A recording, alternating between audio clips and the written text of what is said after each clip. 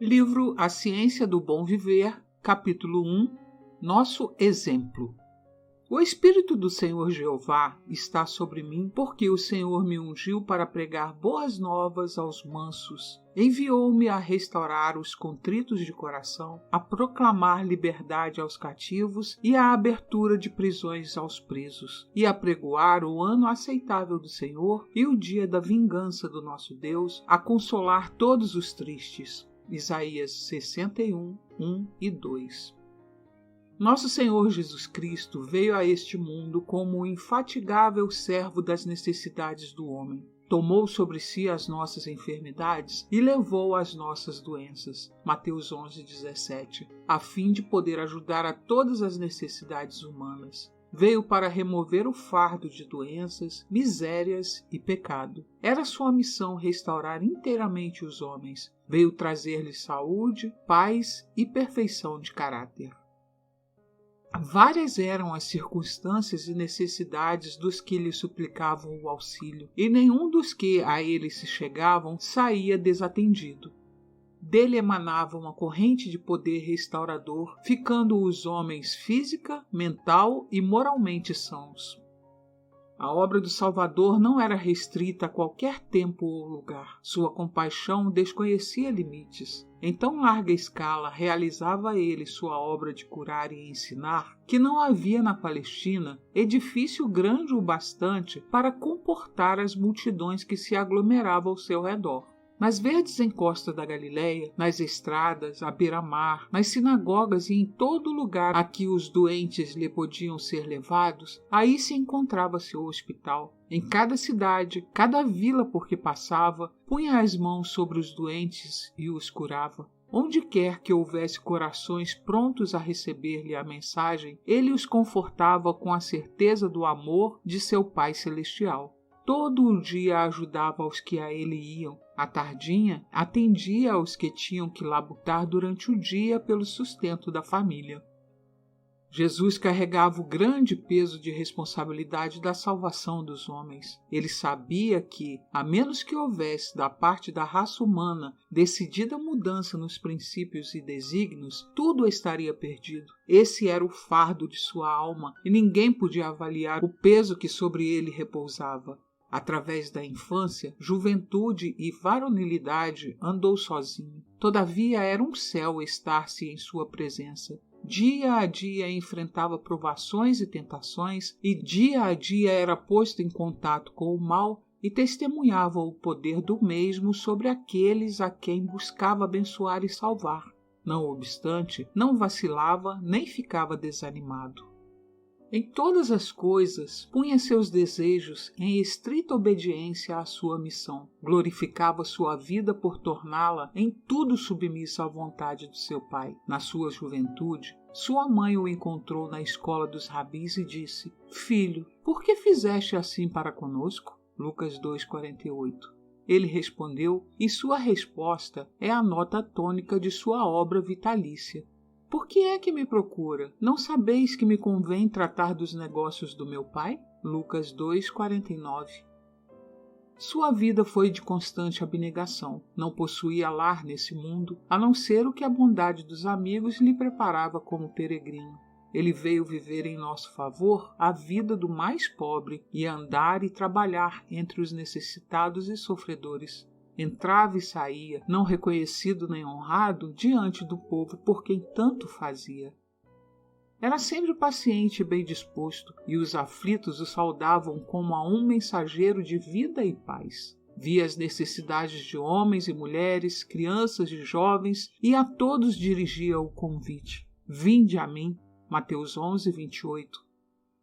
Durante seu ministério, Jesus dedicou mais tempo a curar os enfermos do que a pregar. Seus milagres testificavam da veracidade de suas palavras, de que não veio a destruir, mas a salvar. Aonde quer que fosse, as novas de sua misericórdia o precediam. Por onde havia passado, os que haviam sido alvo de sua compaixão se regozijavam na saúde e experimentavam as forças recém-adquiridas. Multidões ajuntavam-se em torno deles para ouvir de seus lábios as obras que o Senhor realizara. Sua voz havia sido o primeiro som ouvido por muitos, seu nome o primeiro proferido, seu rosto o primeiro o que contemplaram. Por que não haveriam de amar a Jesus e proclamar-lhe o louvor? Ao passar por vilas e cidades, era como uma corrente vivificadora dividindo vida e alegria. A terra de Zebulon e a terra de Naftali, junto ao caminho do mar, além do Jordão, a Galiléia das nações, o povo que estava assentado em trevas viu uma grande luz, e aos que estavam assentados na região e sombra da morte, a luz raiou. Mateus 4, 15 e 16. O Salvador tornava cada ato de cura uma ocasião para implantar princípios divinos na mente e na alma. Esse era o desígnio de sua obra. Comunicava bênçãos terrestres para que pudesse inclinar o coração dos homens ao recebimento do evangelho de sua graça. Cristo poderia ter ocupado o mais elevado lugar entre os mestres da nação judaica, mas preferiu levar o evangelho aos pobres. Ia de lugar a lugar para que os que se achavam nos caminhos e atalhos pudessem ouvir as palavras da verdade. Na praia, nas encostas das montanhas, nas ruas da cidade. Eu, o Senhor, te chamei em justiça e te tomarei pela mão e te guardarei e te darei por conserto do povo e para a luz dos gentios, para abrir os olhos dos cegos, para tirar da prisão os presos e do cárcere os que jazem em trevas. E guiarei os cegos por um caminho que nunca conheceram, fá-los-ei caminhar por veredas que não conheceram. Tornarei as trevas em luz perante eles, e as coisas tortas farei direitas. Isaías 42, 6, 7 e 16. Nas sinagogas, sua voz se fazia ouvir explicando as Escrituras. Muitas vezes ensinava no pátio do templo, a fim de que os gentios lhe poderem ouvir as palavras. Os ensinos de Cristo eram tão diferentes das explicações bíblicas feitas pelos escribas e fariseus que prendiam a atenção do povo. Os rabis apegavam-se à tradição, às teorias e especulações humanas. Muitas vezes, o que os homens haviam ensinado e escrito acerca das Escrituras era posto em lugar pelas próprias. O tema dos ensinos de Cristo era a palavra de Deus. Ele respondia aos inquiridores com um positivo. Está escrito, Mateus 4:4. Que diz a Escritura? Romanos 4:3. Como leis? Lucas 10:26. Em todas as oportunidades, despertando-se em um amigo ou adversário qualquer interesse, ele apresentava a palavra, proclamava a mensagem evangélica de maneira clara e poderosa. Suas palavras derramavam abundante luz sobre os ensinamentos dos patriarcas e profetas, e as Escrituras chegavam aos homens como uma nova revelação. Nunca antes haviam seus ouvintes percebido na palavra de Deus tal profundeza e sentido. Jamais houve um evangelista como Cristo. Ele era a majestade do céu, mas humilhou-se para tomar nossa natureza, a fim de chegar até ao homem na condição em que se achava. A todos, ricos e pobres, livres e servos, Cristo, o mensageiro do concerto, trouxe as boas novas de salvação. Sua fama como grande operador de curas espalhou-se por toda a Palestina. Os enfermos iam para os lugares por onde ele devia passar, a fim de poderem encontrar auxílio. Iam também muitas criaturas ansiosas de lhe ouvir as palavras e receber o toque de sua mão. Assim ia de cidade em cidade, de vila em vila, pregando o evangelho e curando os enfermos. O Rei da Glória na humilde veste humana. Assistia às grandes festas anuais da nação e falava das coisas celestes às multidões absortas nas cerimônias exteriores, trazendo a eternidade ao alcance de sua visão. Dos celeiros da sabedoria tirava tesouros para todos. Falava-lhes em linguagem tão simples que não podiam deixar de entender. Por métodos inteiramente seus, ajudava a todos quantos se achavam em aflição e dor. Com graça e cortesia, ajudava a alma enferma de pecado, levando-lhe saúde e vigor. príncipe dos mestres, buscava acesso ao povo por meio de suas mais familiares relações. Apresentava a verdade de maneira que daí em diante ela estaria sempre entretecida no espírito de seus ouvintes com suas mais sagradas recordações e afetos. Ensinava-os de maneira que os fazia sentir quão perfeita era sua identificação com os interesses e a felicidade deles. Suas instruções eram tão diretas, tão adequadas suas ilustrações, suas palavras tão cheias de simpatia e animação, que os ouvintes ficavam encantados. A simplicidade e a sinceridade com que se dirigia aos necessitados santificavam cada palavra. Que vida atarefada levou ele! Dia a dia podia ser visto entrando nas humildes habitações da miséria e da dor, dirigindo palavras de esperança aos abatidos e de paz aos aflitos. Cheio de graça, sensível e clemente, andava erguendo os desfalecidos e confortando os tristes. Aonde quer que fosse, levava bênçãos. Enquanto ajudava os pobres, Jesus estudava também os meios de atingir os ricos. Procurava travar relações com o rico e culto fariseu, o nobre judeu e a autoridade romana. Aceitava-lhes os convites, assistia às suas festas, tornava-se familiar com os interesses e ocupações deles, a fim de obter acesso ao seu coração e revelar-lhes as imperecíveis riquezas. O Espírito do Senhor Jeová está sobre mim, porque o Senhor me ungiu para pregar boas novas aos mansos, enviou-me a restaurar os contritos de coração, a proclamar liberdade aos cativos e a abertura de prisões aos presos, a apregoar o ano aceitável do Senhor e o dia da vingança do nosso Deus, a consolar todos os tristes, a ordenar acerca dos tristes de Sião que se lhes dê ornamento por cinza, óleo de gozo por tristeza, veste de louvor por espírito angustiado, a fim de que se achem árvores de justiça, plantação do Senhor, para que ele seja glorificado. Isaías 61, 1-3. Cristo veio a este mundo para mostrar que, mediante o recebimento do poder do alto, o homem pode levar vida imaculada. Com incansável paciência e assistência compassiva, ia ao encontro dos homens nas suas necessidades. Pelo suave contato da graça, bania da alma o desassossego e a dúvida, transformando a inimizade em amor e a incredulidade em confiança. Podia dizer a quem lhe aprovesse, segue-me, e aquele a quem se dirigia levantava-se e o seguia. Quebrava-se o encanto da fascinação do mundo. Ao som de sua voz, fugia do coração o espírito de avidez e ambição, e os homens levantavam-se libertos para seguir o Salvador. Cristo não conhecia distinção de nacionalidade, posição ou credo. Os escribas e fariseus desejavam fazer dos dons celestes um privilégio local e nacional e excluir o resto da família de Deus do mundo. Mas Cristo veio derrubar todo o muro de separação.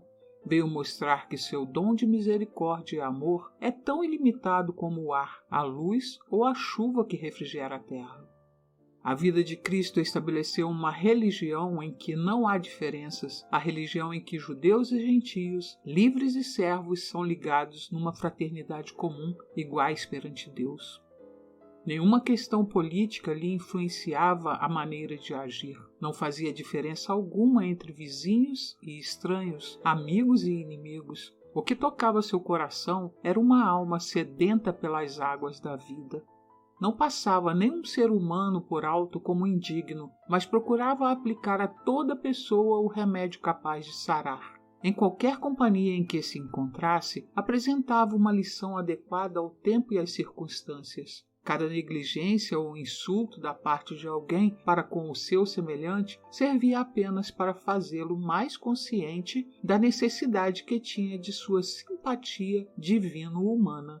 Procurava inspirar esperança aos mais rudes e menos promissores, prometendo-lhes a certeza de que haveriam de tornar-se irrepreensíveis e inocentes, alcançando um caráter que manifestaria serem filhos de Deus.